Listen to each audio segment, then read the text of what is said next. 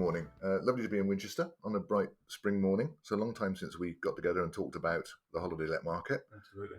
And so I thought it was a good opportunity to just go over what's happening in the marketplace since what was a very busy period for everybody. So tell me about, let's start and talk about the pandemic ended. Where do you think we are now, Joe, holiday let market-wise?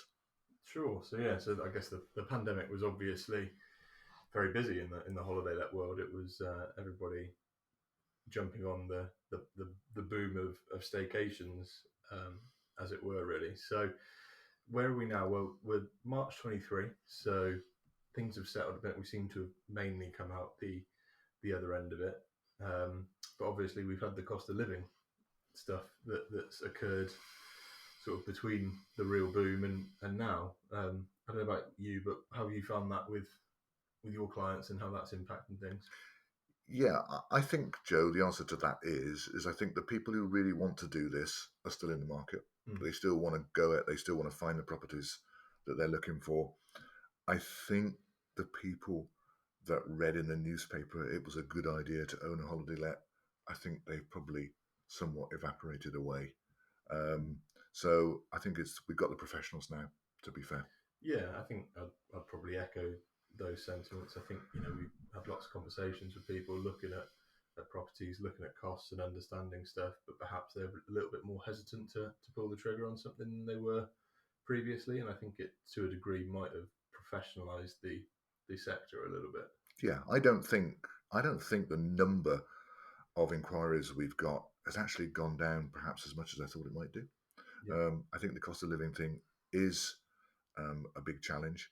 I think that with house prices, still high in certain areas and still high in that sort of Devon and Cornwall axis that we work in, one of the axes is one of the many places that we work in, obviously, I still think that there's a challenge there for people to make the numbers work. Do you agree?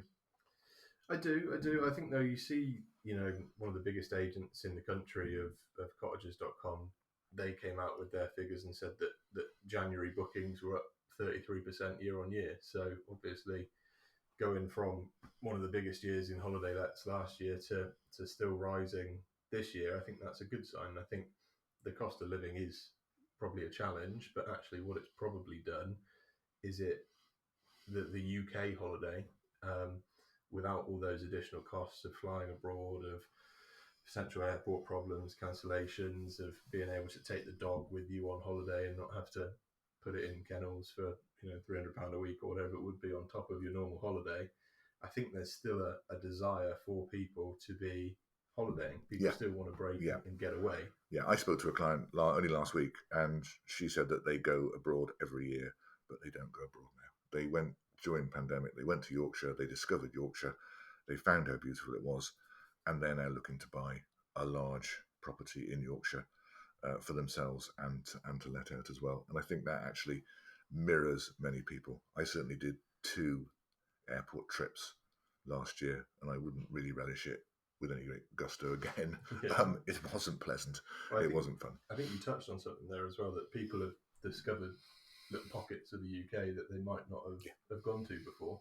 And I think even if moving forwards the UK holiday isn't their main holiday, which I think it will be for many, but I think it will still be those long weekends, those short breaks as a bit of a change of scenery and actually exploring some of the stuff the UK has to offer. Yeah. Okay. So let's talk for a minute, Joe, about lenders. Have we got new lenders in the marketplace? How are our lenders? What's it like out there? Yeah, so I think you've been quite slack on recording these. So since the last one, we have had quite a lot of new entrants into the holiday lending market, which is great. I think lenders in the holiday let space, we tend to get the smaller building societies who are really specialist at what they do, and that means perhaps they were a little slower to come into the space than we would have liked during the boom, and actually doing things a bit different. So yeah, we've had multiple new entrants, which is ultimately good for clients and competition.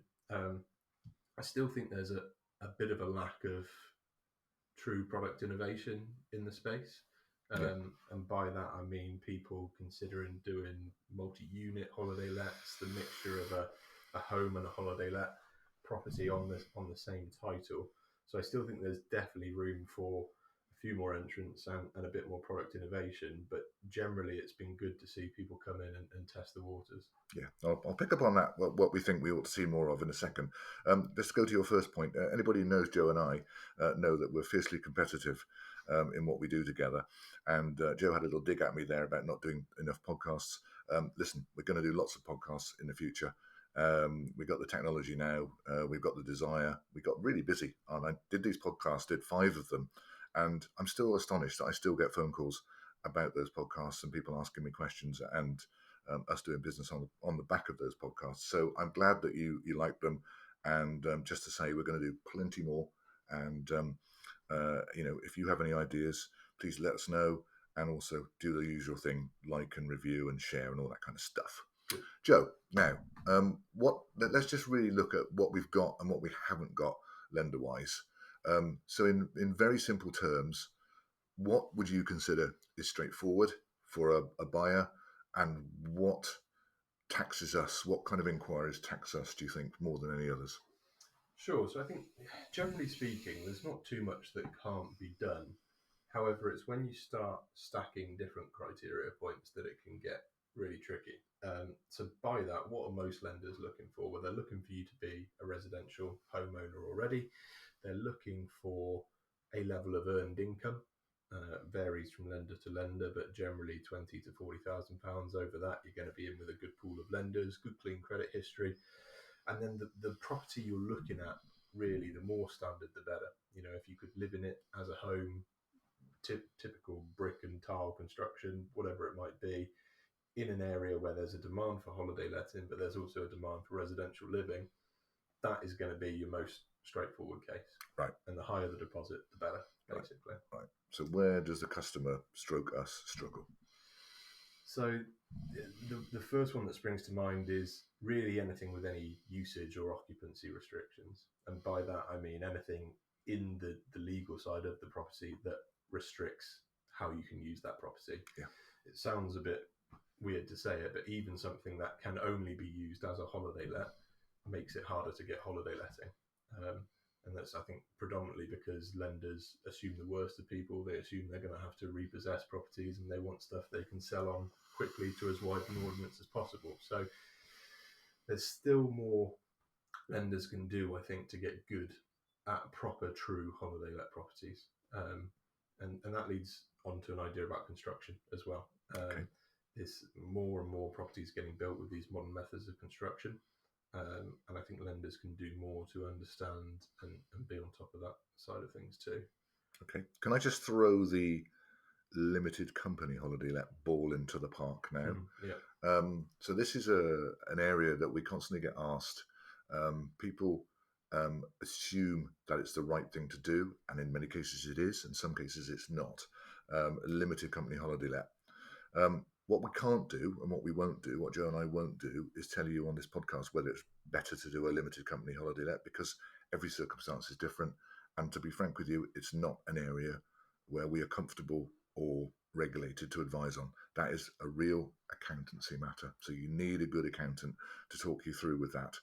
The one general point I'd like to make, and I'll let Joe come in a second, the one general point I'd like to make about limited company holiday lets is that you are narrowing your field of lenders right down to perhaps 2 or 3. So all those other criteria points that Joe then talked about, sometimes they will make the thing fall over. So Joe, limited company holiday lets, what's your impression? Yeah, it's funny. Like you say, it's very important to get that proper specialist property tax advice up front. I think, they will be able to talk to you about your longer term strategy. Because if you want to move anything from a limited company to an individual name or vice versa, there's a whole load of complications that come with that further down the line. So I think getting that tax advice, understanding really what your long term play is, and doing it right from day one is the most important thing.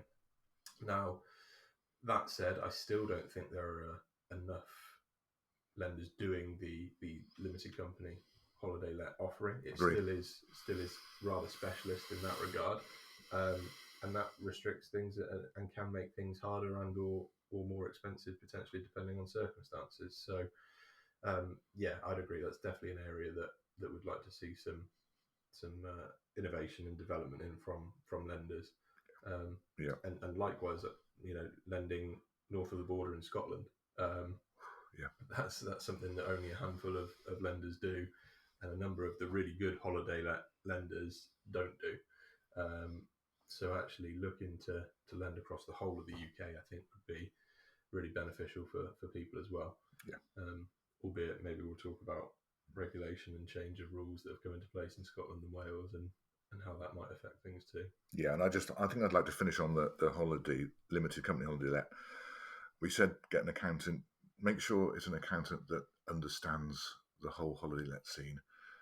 You wouldn't take your brand new electric car to a backstreet garage for a service, just as I wouldn't want you to go to a bookkeeper. Nothing wrong with a bookkeeper, of course, but I wouldn't want you to go to a bookkeeper to get advice about tax breaks on limited company holiday lets. Use a specialist, please. It really does help. Joe, let's move on. Let's talk about city breaks, because I certainly get many more inquiries now about towns that you think lenders might not help in. The rise of the city break. What do you think about that, Joe? Yeah, a little bit like you. It's I don't know if it's because your more traditional holiday let areas are sort of full of holiday lets now, but there's definitely been a rise in the inquiries we've seen around these city-based properties. Liverpool's, Manchester's, Nottingham's. These have all come up recently, and for different reasons, different attractions in those locations. Um, and I think the good thing is that lenders are starting to get it. I think they could still be better, but there are a few out there that if you go with the justification as to why you're looking at a certain area, they're starting to get better at understanding that, yeah, actually for a short term break, these are attractive places and they can do some really good numbers and work for people. Yeah, I was asked to do a holiday let in Port Talbot in Wales. Now, my geography goes back a long way, and I think of Port Talbot as being a steel making town, and I didn't really understand why someone would want to do a holiday let in Port Talbot. How wrong was I? Port Talbot is indeed the mountain biking capital of Wales, if you like. So it is a very, very good reason for wanting to go to Port Talbot. We've been asked for Stoke-on-Trent, and there's nothing wrong with Stoke-on-Trent. They made some fine pottery in their day, but Stoke-on-Trent is all about Alton Towers and the Peak District. So as Joe said, I think the lenders are getting it too. Sometimes the calculations don't quite marry up in the fact that we're looking for a low, medium, and high season, 10 weeks low, 10 weeks medium, 10 weeks high. And a lot of these places are weekendish in what they do, but they are so successful that it will work for the right place. I think you make an interesting point there as well. Just to jump in on that is actually, finding a holiday letting agent that understands that area. Yeah. Sometimes that real specialist view of a local area can be really, really important to getting a clear understanding up front of the numbers a property is going to achieve, which is, important to you as an investor, but equally important to reflecting it correctly to a lender when putting an application forward. Can I ask you about London, Joe? What you thought thinking about London? London is one you've got to be careful on, isn't it? Now, why is that? Well, you've got a 90-day restriction, generally speaking, in letting out short-term properties throughout a year. Most places without licensing, without the right rules and agreements in place, you're looking at a maximum of 90 days. So obviously, that needs to come into account and play on the fact that lenders are going to look at that up front as well. So, and the other thing I think with London and a lot of the cities, London equal flat equal lease sometimes equal not available, not allowable for holiday let lending. So if you're thinking of doing that in a city or a town or anything with leasehold, please do check that your lease will allow holiday letting, because we come across this time and time again. Lots of leases won't, even in the Devons and the Cornwalls of this world as well. Yeah, that's an area that people really can save themselves a lot of time and money on if they are looking to buy something, is getting the vendor to dig out that lease and actually looking to see if holiday letting is permitted or not, as it might be. Sure. And Joe, let's talk about areas for a second. Where are you seeing at the moment? Where are your inquiries coming from or Well, aiming I at? think that the city break has obviously meant that perhaps there's more of a year-round capability of letting that property, and I think we've actually seen that outside of cities as well. There's the Yorkshires, the Northumberlands, and the Norfolks, which have really cropped up on my inquiry radar quite a lot recently Yeah. because they've still got that summer attraction, but equally the rambling holiday, the walking holiday, that can be done all year round, and it perhaps attracts a little bit of a different demographic to your traditional seaside location. Yeah, yeah. I'm looking at one in Windsor as we speak, so it goes along with what you're saying. Right, let's get a little bit boring just for a second. Regulation, Wales and Scotland. Let's make this as juicy and nice as we can. What's going on in Wales and Scotland? Yeah, okay. Well, I think to make this as timeless as possible, I think the key takeaway for people is that if wherever you're looking, go and really understand what is allowed in that area, be it national regulation or be it local council regulation. Council tax in Wales on second homes and properties of that nature is doubled, for example, recently. And I think, restrictions are out there that might not have been there before. So, without getting too specific into individual areas, really do your homework on anything you're looking to invest in and understand ultimately what can I do, what can't I do, and what are the costs that are going to be associated with it. But it is an area I think that is potentially regulation is going to be an ongoing issue. And regulation is not always bad, ladies and gentlemen. I've got a lovely customer in Norfolk who says it's the best thing to happen because there are too many people who have second homes playing at letting them, and they don't have the correct CO2 monitors, they don't have the correct fire hazards, safety hazards, and all that kind of stuff in the properties, and they are basically downgrading the people who are doing it properly. So regulation's not always bad.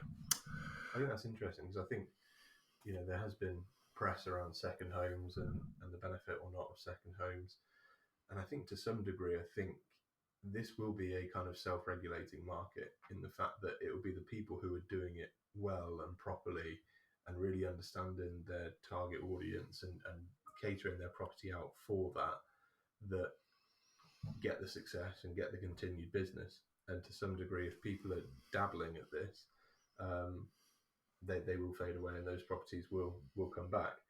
Conversely, though, I think a lot of the negative press around second homes, most of these second homes that I see certainly wouldn't be suitable for first time buyers. So I think there is a lot of noise in this area around these clogging up property markets. And actually, I think there needs to be more done to build new homes for local residents and more done to encourage employment and opportunities in these areas rather than just looking at second homes as a bad thing. Yeah, no, I agree entirely. All right, let's just start to wrap up, Joe. Let me just get you to put your fortune teller hat on. Where are we going? What do the customers want? What do you think will happen? What do we want? Yeah, I think I kind of foresee this being a fairly steady near future. I think it's one of those that I think good holiday lets will continue to do well, and I do think there will continue to be a demand for holiday letting in the UK, especially whilst there is that cost of living crisis. People do need a break; they do need to get away from work and everyday life. So perhaps that makes the UK break more attractive for the time being.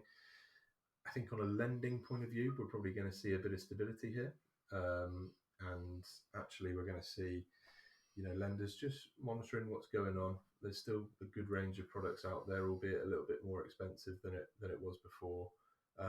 So yeah, it will be one that I think I'm still seeing enough inquiries anyway to suggest that this is going to be a good year. And as we're hearing from letting agents with booking figures up, hopefully that continues. Yeah, I always ask the lenders. We obviously, Joe and I work very closely with these lenders now, and we know them very, very well. And I always ask them if they got any trouble with their book.